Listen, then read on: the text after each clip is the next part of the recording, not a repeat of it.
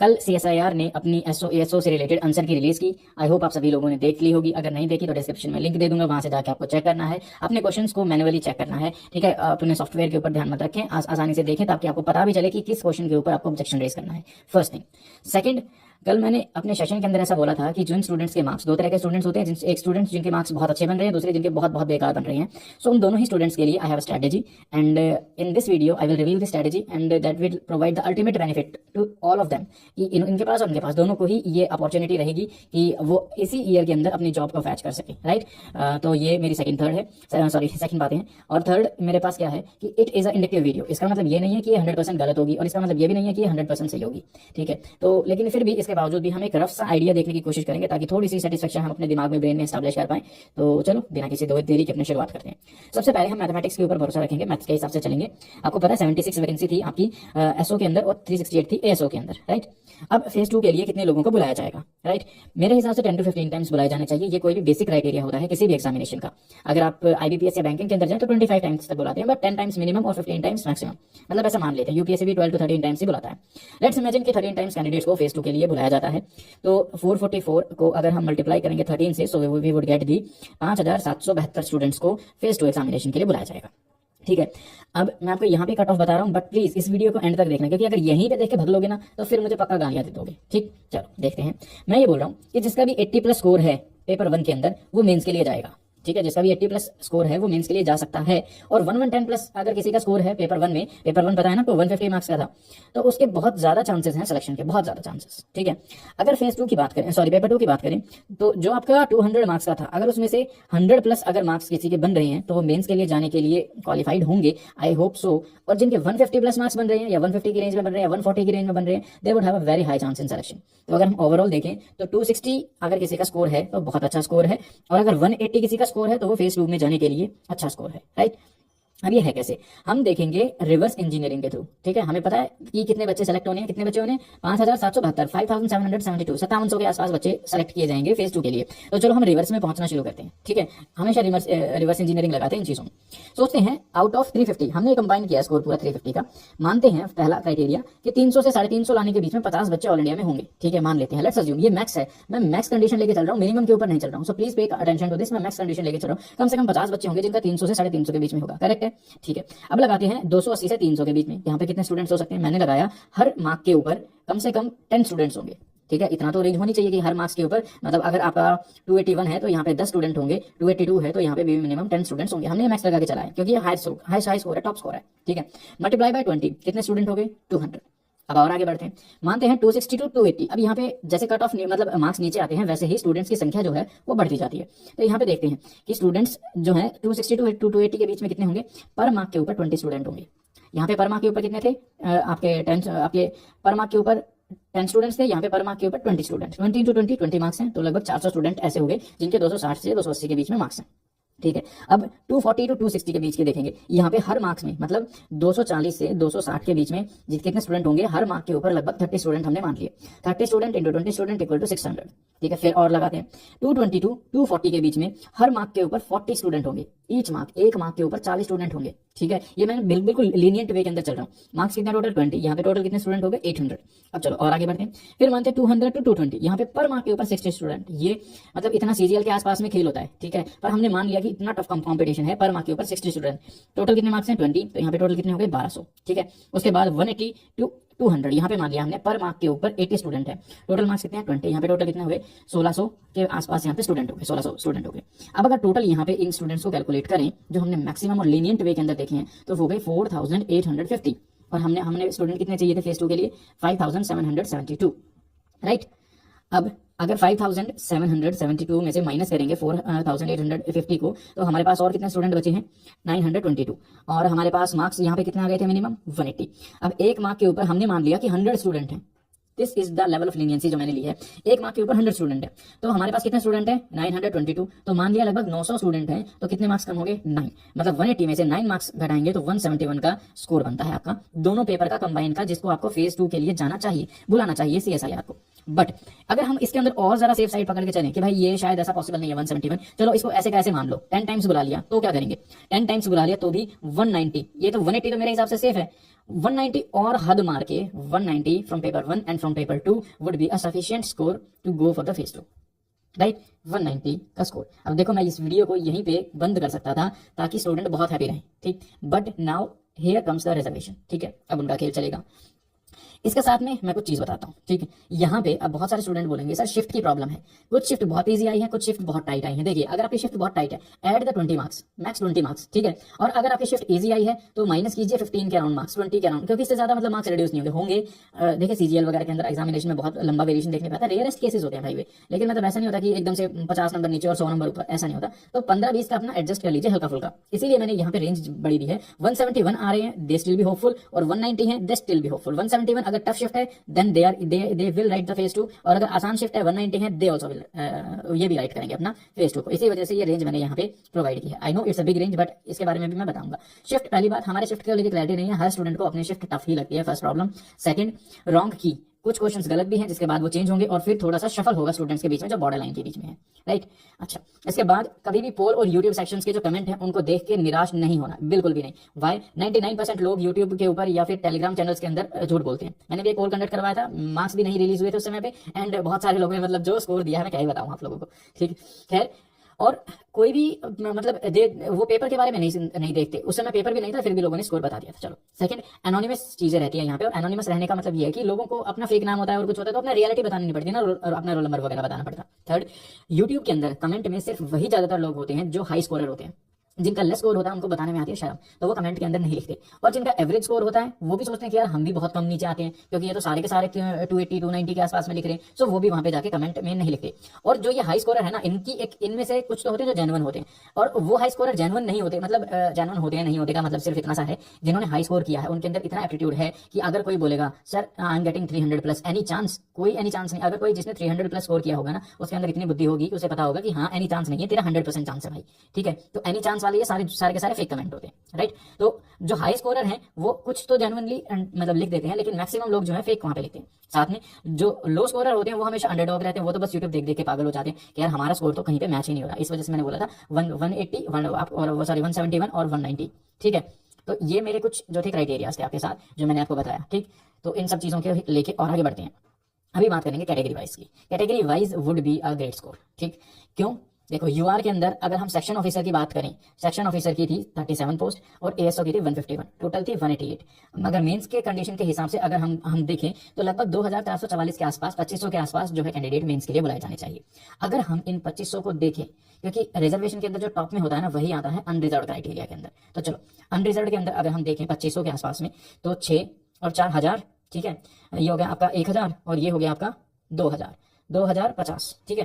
तो 2500 के अंदर अगर हम हल्का सा डाउन लगाते हैं तो हमारे पास कितना जाना चाहिए, 220 प्लस माइनस 10। अब ये मैंने यहाँ पे ऐसे कैसे लिख दिया बेफिजूल में कि भाई वो तो 2500 है, यहाँ पे 500 और यहाँ पे लगा के लिखना था, ठीक है। यहाँ से आपका 220 से नीचे आना चाहिए था स्कोर। तो देखो जनाब यहाँ पे सिंपल सी बात है, ये मेरा सबसे सेफेस्ट स्कोर है, ठीक। 220 जिसके इजी शिफ्ट के अंदर हैं they will going to write for the phase 2, और जिसके 210 है और जिसके 200 भी हैं जिसके अंदर टफ शिफ्ट के अंदर, even those who have the 200 या फिर 198 के रेंज में, या फिर मतलब मैंने बताया ना 170 तक मैं आपको बोलता हूँ कि रिस्क जा सकता है, ठीक है। बट 190 तक मैं मान सकता हूँ कि 190 तक जो है अगर सबसे टफ शिफ्ट है और उसमें के अंदर 190 किसी ने स्कोर किया है, they have the chance to write for the phase 2 examination, right. लेकिन अगर इजी शिफ्ट है तो वहां पे 220 का स्कोर जा सकता है। पेपर लीक हुआ है तो +10 का स्कोर भाई मेरी तरफ से मान के चलो, उसके ऊपर मैं कोई कमेंट नहीं करना चाहता, ठीक है। इसी तरह अगर हम ओबीसी के अंदर बात करें तो 210 प्लस माइनस 10, और इसी तरह एडब्ल्यूएस SC ST के बारे में मैंने यहाँ पे लिखा। अच्छा, SC ST के बारे में मैं ज्यादा नहीं लिख सकता, रीजन इज सब्जेक्टिव। क्यों? यहाँ पे ना कई बार ऐसा देखने को मिलता है कि कुछ स्टूडेंट, मान लो हम लगाते हैं कि 350 का टोटल एग्जाम था, तो मान लो कि इनके मैक्सिमम स्टूडेंट जो है, बहुत सारे स्टूडेंट वो आपके रेंज में कर जाते हैं 260 to 280 के बीच में, और उसके बाद 280 के बाद जो है मान लो 250 तक कोई स्टूडेंट ही नहीं है, या फिर है तो उसमें से सिर्फ 50 बच्चे हैं, तो कट ऑफ एकदम 220 के आसपास भी देखने को मिल सकती है, ठीक है। मतलब सॉरी 220 बोल रहा हूँ, पर मतलब ये मेरे बताने का मतलब समझ रहे हो ना कि कुछ हद तक तो स्टूडेंट मिलेंगे और फिर बीच में से एकदम से गैप लग जाएगा, तो ऐसा यहाँ पे पॉसिबल है। तो हो सकता है एसटी की कट ऑफ 150 पे भी चली जाए, या एससी की एसटी से भी नीचे चली जाए, या एससी की एसटी से नीचे चली जाए। It could be happen in any way, but हाँ if you are from the both of the categories SC और एसटी, और अगर आपका जो इजी शिफ्ट है उसके अंदर आपके अराउंड 160 मार्क्स बन रहे हैं both by combining the paper 1 plus paper 2, then you might consider yourself to be appear for the phase 2 examination. And if those जिनके टफ शिफ्ट के अंदर 160 बन रहे हैं वो तो है ही, और जिनके इजी शिफ्ट के अंदर 180 के अराउंड में स्कोर है, then they can also look for the phase 2 examination के लिए, वो वहां पे जा सकते हैं। अब इन सारी चीजों का जो मैंने डेटा दिया, I know this data is just indicative data और मोर देन इंडिकेटिव डेटा, बल्कि रफ डेटा है ये, क्योंकि मैं हमेशा से अपना रिवर्स इंजीनियरिंग करता हूँ किसी भी एग्जामिनेशन की कट ऑफ काउंट करने के लिए कि पेपर के अंदर मैक्स कितने होंगे और कितने स्टूडेंट को लिया जाएगा। तो जो यहाँ पे जो मैंने आपको कैलकुलेशन बताया है, it would be the lenient, मतलब सबसे कम में मैंने वो किया है, सबसे मतलब कम का मतलब कह रहा हूँ कि सबसे ज्यादा मैंने लीनियंसी रखी है। एक मार्क के ऊपर अगर मैंने 80 स्टूडेंट को डाल दिया तो समझ लो कि ये मैंने सीजीएल के बराबर ही मैं लेके चला गया, एक मार्क के ऊपर 80 स्टूडेंट को मैंने पिक कर दिया। ठीक, तो बहुत ज्यादा चांसेस हैं जो मैं ये स्कोर बता रहा हूँ, अगर इस स्कोर के अंदर आपका फील हो रहा है ना तो you might consider yourself to be as a safe score. But still यार, मैं देखो पेपर लीक वीक होता है तो उसके ऊपर मेरा भरोसा सा उठ गया, ठीक है, लेकिन फिर भी ये एक रफ और इंडिकेटिव स्कोर था।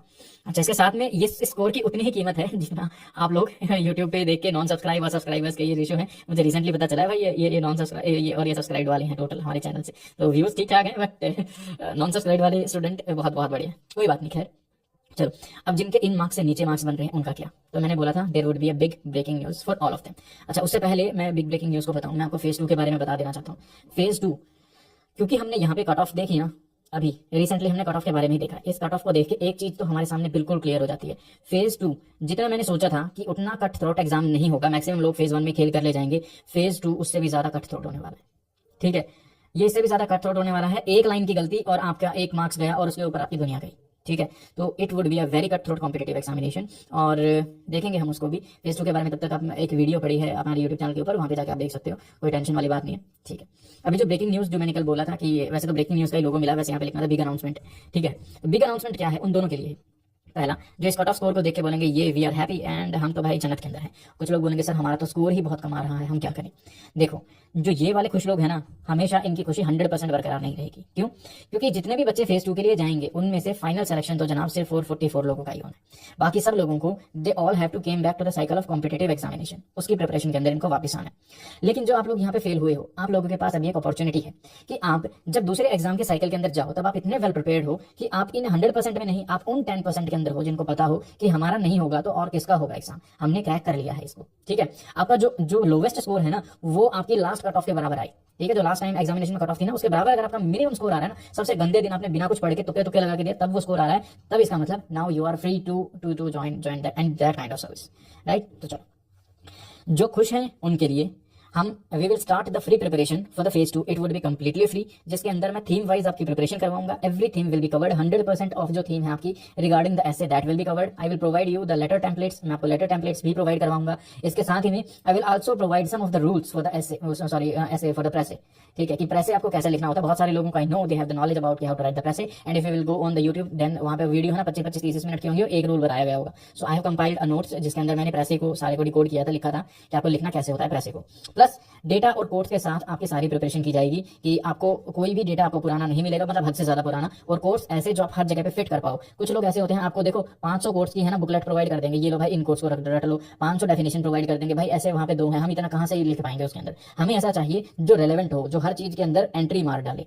ठीक है, तो हमें ऐसा चाहिए, हमें मास स्टार चाहिए, ऐसा नहीं कि स्पेसिफिक के हिसाब से हम काम करेंगे। तो I will provide you that kind of data and codes to all of you जो फेज 2 की प्रिपरेशन के अंदर एंट्री लेंगे उन सभी के लिए। और उसके लिए हम शुरुआत करेंगे टेलीग्राम चैनल से। देखो, टेलीग्राम चैनल को मैं एम्फेसाइज इसलिए कर रहा हूँ, यूट्यूब पे सब्सक्राइब करो ना करो that's your own wish, but Telegram के अंदर ना आप एक तो कम्युनिकेशन ईजी हो जाता है। ठीक है, वहाँ पे एक बार आप टाइप करो, फिर नीचे टाइप करो, फिर दूसरा करेगा यूट्यूब के ऊपर, फिर दूसरा करेगा। यहाँ पे मैं आपको वॉइस के थ्रू भी कोई भी चीज यहाँ पे प्रोवाइड कर सकता हूँ। Plus I will be taking the session, weekly sessions में प्रोवाइड करूंगा आप लोगों को, so you will gain some of the insightful things from my side and they all will be the free of cost, don't worry about that. So you should connect to the telegram channel जिसका link भी मैं आपको description में provide कर दूंगा, right? इसके अलावा अभी जिन स्टूडेंट्स की मार्क्स बहुत कम आ रहे हैं, प्लीज डोंट लूज होप, ऐसे होप लूज मत करो, प्लीज बी हैप्पी, खुश रहो। खुश रहने की बदौलत मैं आपको बताता हूँ क्या है। मतलब आप ऐसा ऐसा सोचो ना कि इन लोगों में से जो फेज 2 में उतरेंगे, इनमें से भी 444 ही सेलेक्ट होने भाई, ये सब वापस आने हैं। अब अगर मान लो आप यहाँ पर हो, ठीक है, आपको पता है आपके लिए CSIR हट चुका है और आप अभी आगे बढ़ रहे हो, इन लोगों इनमें से सबको लगता है कि इनका CSIR होगा होगा होगा होगा, और आप अभी से अगर किसी एग्जाम की प्रिपरेशन करो, और जब इनमें से ये लोग यहाँ पे आएंगे तो वो कितने टाइम के लिए प्रिपरेशन करेंगे, इतने टाइम के लिए, और आप इतने टाइम के लिए। अब अगर आप भगवान होते तो आप बताओ आप किसको सेलेक्ट करते, जिसने लंबे समय तक हार्ड वर्किंग तैयारी की है या जिसने शॉर्ट समय तक अपने आप में ओवर कॉन्फिडेंस होकर गया है। मैं भी इन ओवर कॉन्फिडेंस लोगों में से था एक समय में, but I know this will pay you in the longer run. इस वजह से मैं आपको बता रहा हूँ, प्लीज डोंट लूज होप। अगर आपने CSIR की प्रिपरेशन की है, if you are a serious CSIR aspirant, then you must appear for this form. और वो फॉर्म आपका कौन सा है? RBI grade B. सुनने में ये ग्रेड बी है, बैंकिंग के अंदर रिवर्स कंडीशन होती है, ठीक है, तो यहाँ पे ग्रेड बी होता है equal to your manager, right. इसकी in hand salary nearly 1.25 lakh होती है after deduction, and RBI has a very high powers, ठीक है। अभी तक आपने RBI के नजरिए से करंट अफेयर को नहीं पढ़ा होगा, पढ़ के देखिए, बहुत ज्यादा पावर होती है RBI के पास। इसी तरह आपके NABARD का एग्जामिनेशन है, UP PCS का एग्जामिनेशन है, UPSC का एग्जामिनेशन है, इन सभी के अंदर कुछ चीजें हैं जो आपस में ओवरलैप करती हैं। हम इन ओवरलैप वाली चीजों को इतना स्ट्रांग बना देंगे, इतना स्ट्रांग बना देंगे कि इनमें से कोई भी एग्जाम अगर आएगा, अगर आपको किसी भी एग्जाम में अपियर होना तो सिर्फ इसकी प्रिपरेशन करनी है, आपका ये क्रैक हो जाएगा, सिर्फ इसकी प्रिपरेशन करनी है, आपका ये क्रैक हो जाएगा, सिर्फ इसकी प्रिपरेशन करनी है, आपका ये क्रैक हो जाएगा। बट जो मेजर चंक है, we will try to cover this major chunk with our full heart, right. So that हम सभी का एम एक ही है, फेज 2 में अपियर करना नहीं या इंटरव्यू में अपियर करना नहीं, हम सबका एम क्या है? To get the job done, right. And this will happen only due to the hard work. अब बहुत सारे लोग हैं बोलेंगे sir RBI what is kind of the RBI CBI की मतलब माफिक में लगती है। CBI is also non constitutional body, और ये भी नॉन कॉन्स्टिट्यूशनल बॉडी आपकी RBI। लेकिन मैं आपको बताता हूँ why you should keep hope. Hope क्यों रखनी चाहिए? देखो मैं बताता हूँ, ये चीज है ना हमने कभी देखी नहीं होती ध्यान से। ये आपके कट ऑफ मार्क्स हैं 2021 के RBI की फेज 1 के। फेज 2 के बारे में हम बाद में बात करेंगे, मैं सिर्फ आपको ये बताना चाह रहा हूँ। फेज 1 के अंदर ये आपके सेक्शंस आते हैं 4, general awareness, reasoning, English, quant, ठीक है। जनरल अवेयरनेस 80 मार्क्स के आते हैं, तो जिनका मैथ्स कमजोर है they still have the chance, और they not still have the chance, they have a very handsome chance, right. इसके बाद quant 30 marks, English 30, reasoning 60 marks की। ये यहाँ पे सेक्शनल कट ऑफ है, और फाइनल कट ऑफ है जनाब 66.75 आउट ऑफ 200। ये जनरल के लिए है सर, ठीक है। So you would have a very fair chance, right. ये आपका 2021 का है, ठीक। अभी 2022 के बारे में बात करें, ये रहा आपका 2022, ठीक। ये आपका 2022 का है।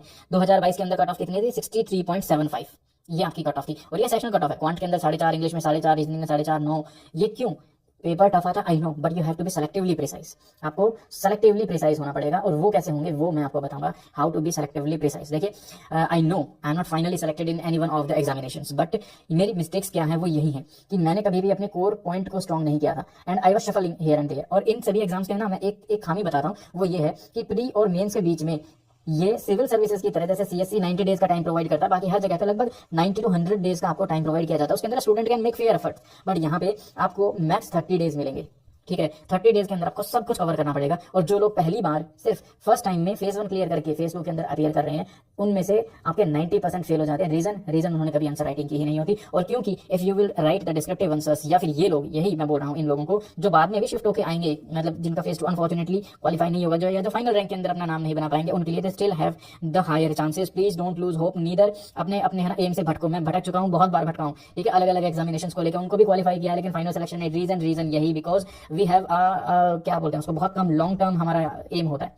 अभी रिसेंटली मैं 2023 के बारे में बताता हूँ आपको। 2023 के अंदर कट ऑफ गई है जनरल की, ये जनरल की है सर, 54.25 आउट ऑफ 200। कितना स्कोर गया है? 25% से भी, मतलब 25% के आसपास में आपका स्कोर गया, 26% के आसपास में। इतना स्कोर आपको हासिल करना, इतना नहीं कर पाओगे क्या? एफर्ट डालोगे तो पॉसिबल है, और मिनिमम एफर्ट में मैक्सिमम रिजल्ट आपको यहाँ पे देखने में मिलेगा, right. But please do connect with us and don't forge here and there. अगर यहाँ वहाँ भागोगे तो मतलब चीज़ें बहुत प्रॉब्लमेटिक है, मिसगाइडेंस आपको हर जगह पे प्रोवाइड की जाएगी, एंड बस।